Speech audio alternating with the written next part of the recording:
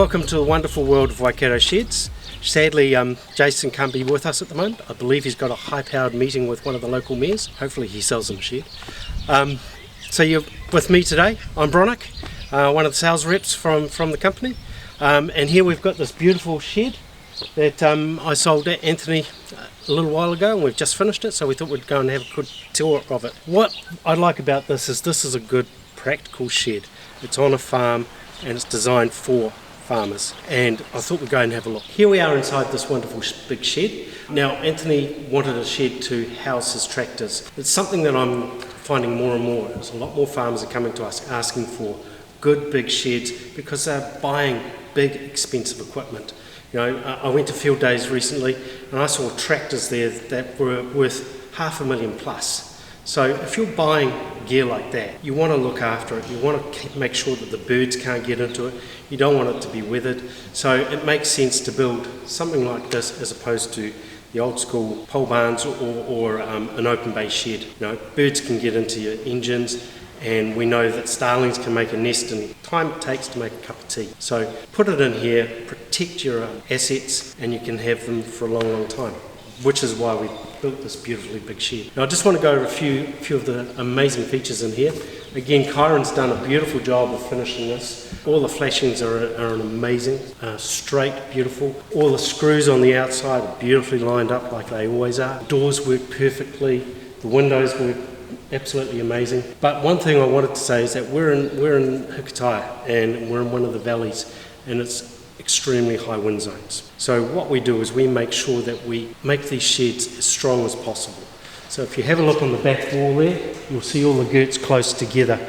And then we've also put double cross bracing on the back as well.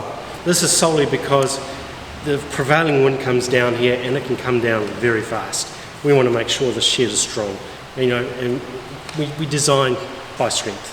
This shed will not fall down in a hurricane. Just thought I'd go over some of the specs of the shed. This shed is 12 metres span by 14 metres, is 4.3 high to the knee.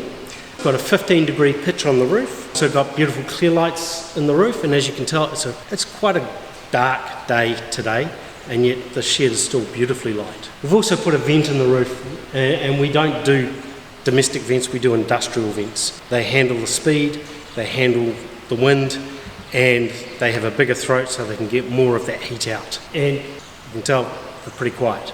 Now, let's get into some shout outs. You know, it's not just us that build these sheds. We have a lot of people behind us that help us get to these amazing stages. Fisher Concrete Solutions, they did the concrete floor here and it looks immaculate. If it wasn't so much dirt on the floor, I'd probably be able to eat off it. Metalcraft, they provided all the steel for this. So thank you guys again. The structure is amazing.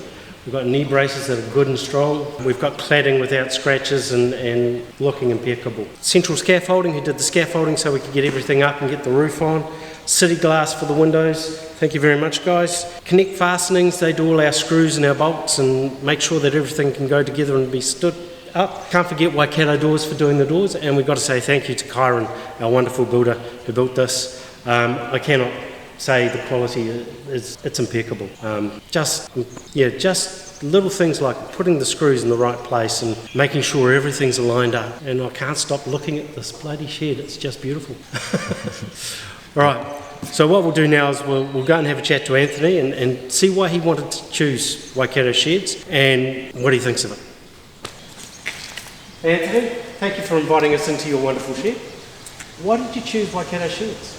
My brother-in-law at Ohaupo, he did a shed, I think it's a 9x7, a couple of years ago, and he likes to build things of good quality, and so that's got me started.